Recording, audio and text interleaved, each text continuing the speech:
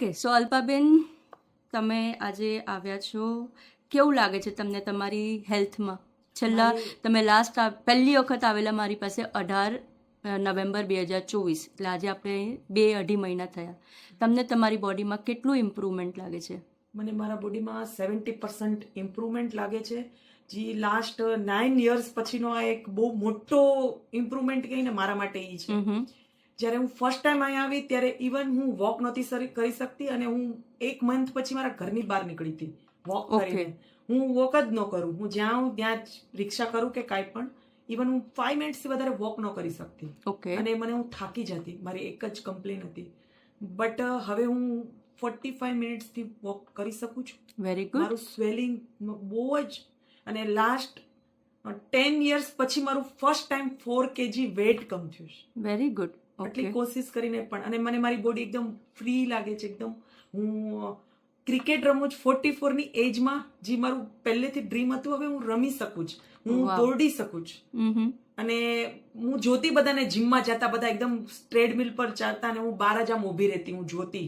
પણ હવે હું પોતે પણ ટ્રેડમિલ કરી શકું છું. અરે વાહ.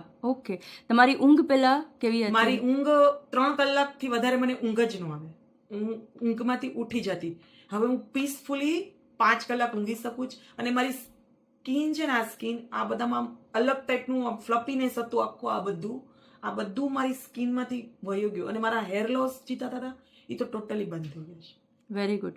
તમને હવે વોક કરી શકો છો. Very good. તમારું ડાયજેશનમાં કઈ ચેન્જીસ આવ્યું છે? જ્યારે હું અહીંયા આવી ત્યારે મારું ડાયજેશન એવું હતું ને કે હું જમીને આટલું મને ગેસ અને બ્લોટિંગ થતું કે મને એમ થતું મેં નકામું ખાધું. મારા પેટમાં એકદમ આમ કંઈક સ્ટફ થઈ ગયું છે, જેના લીધે મને વોમિટ પણ થતી. બટ હવે મને કાંઈ જ નથી થતું, અને ફ્રીલી મારું ડાયજેશન બહુ ઇમ્પ્રુવ થયું છે. અને મારું જે સ્ટૂલ પાસ થતું ને એ મને હંમેશા પેઇનફુલ, લાસ્ટ 2 યર્સથી મને પેઇનફુલ થતું. મને હંમેશા એક જ ડર રહેતો કે મને અંદર કાંઈક છે. બટ હવે મને કાંઈ જ નથી થતું. એ બધું એકદમ નોર્મલ. સવારનું મારું જે એકદમ રૂટીન કહીને પેલા પેઇનફુલ હતું, હવે એકદમ હેપી અને જોયફુલ છે. Very good. તો તમારી પર્સનલ લાઈફમાં પણ આને લીધે ઘણો બહુ જ ડિફરન્સ ફરક પડ્યો, કારણ કે ફેમિલી ઉપર એની અસર થતી જ હોય. યસ. જેના લીધે હું ઘરમાં સવારથી જ ચીડચીડ સ્ટાર્ટ કરતી. જી નહીં, હવે સવારના હું એકદમ ઉઠીને સીધી એકદમ નાય અને સીધી જ યોગા કરવા વહી જાઉં. અને આવીને ફટાફટ પાછું બ્રેકફાસ્ટ, ટિફિન બધું મેનેજ કરું, બધું બનાવી નાખું, અને પછી પાછું મારું જે મંદિરે જવાનું, આ કરવાનું બધું જ કમ્પ્લીટ કરું, અને એકદમ એક્ટિવ. જેમ કે મને બધો બહુ શોખ હતો કે કથક કરવા જાઉં, આ કરવા જાઉં, એ બધું મેં જોઈન કર્યું છે. અરે વાહ, આઈ એમ સો હેપી, રિયલી હેપી. તમારી પર્સનલ લાઈફમાં આઈ થિંક હું જાતી ને યોગા કરવા તો બધા મને કહેતા અલ્પાભાઈ તમે રહેવા દો, તમારાથી નહીં થાય, તમે બેઠો ખાલી પ્રાણાયામ કરો. બટ હું તમને એક વિડીયો બતાવીશ, મેં યોગા પરફોર્મ સ્ટેજ પર કર્યું. ઓ વાવ. અને ક્રિકેટમાં મેં પાર્ટિસિપેટ કર્યું, જેમાં હું અમારી ટીમ વિન થઈ. અરે વાહ, વેરી ગુડ, વેરી ગુડ. તમારું આ ટ્રાન્સફોર્મેશન મને પોતાને સાંભળીને એટલું સારું ફીલ થાય છે.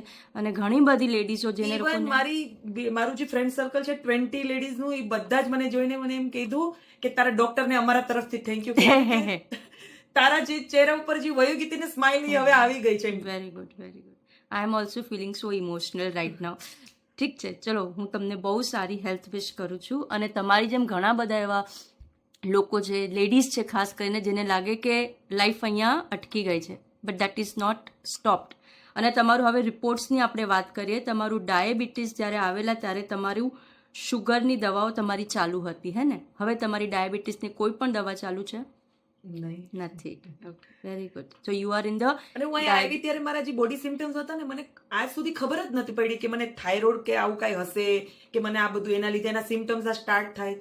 મને ખુદને પણ નહોતી ખબર કે મને પ્રોબ્લેમ શું છે. હું કોઈ પણ જગ્યા પર જાઉં, રિપોર્ટ્સ થાય, રીચેક કરે, નોર્મલ છે. એડવાન્સ ટેસ્ટ મને આજ સુધી કોઈ કરવા આવ્યા જ નથી. જે એડવાન્સ ટેસ્ટ તમે સજેસ્ટ કર્યા ત્યારે મને ખબર પડી, અને એક પરફેક્ટ મેડિસિન મને મળી, અને જેના લીધે મને અત્યારે મારી લાઈફ તો બહુ હેપી થઈ ગઈ. જે હું ટોટલી ડિપ્રેશનમાં હતી જ્યારે હું આવી ત્યારે. હું 10 દિવસ કોઈ પણ ડોક્ટરની દવા લઉં, દવા મને સૂટ ન કરે, મારી બોડી રિએક્ટ કરે, એટલે હું બેઠી જાઉં, હાર માનીને જ બેઠી જાઉં. અને અત્યારના છેલ્લા તમે 2.5 મહિનાથી તમે પણ મેં તમને પણ ટ્રાય કર્યા કે હું 20 ડેઝ મારી દવા મૂકી દઉં, અને જો મારી બોડીમાં આનું રિએક્શન થાય કે દવા ઉપર જ હું ટોટલી નથી, નહીં, પણ મારી બોડીમાં બહુ ચેન્જીસ આવ્યા. હવે મને એમ થાય છે કે નહીં, તમારી ગાઈડન્સની મને જરૂર છે, અને હું આગળ સુધી મારી મારી જે હેલ્થ હમ. અત્યારે બહુ જ ઇમ્પ્રુવ થઈ છે. હું તો 70% કહું છું, મારા હસબન્ડ તો 90% કહે છે. અરે વાહ, વેરી ગુડ, વેરી ગુડ. ચલો, તમારી આ સ્ટોરી ઘણા બધા લોકોને પોતાની જાતને એક ઇન્સ્પિરેશન રહેશે કે કેવી રીતે પોતાની હેલ્થને પ્રાયોરિટી આપવાની અને એને નહીં, એના માટે એક ખ્યાલ પ્રોપર રાખવાનો. ડોક્ટર હોવો જોઈએ જે તમને કહે કે નહીં તમને આ છે અને તમારે આ મેડિસિનની જરૂર છે. ચલો, થેન્ક યુ.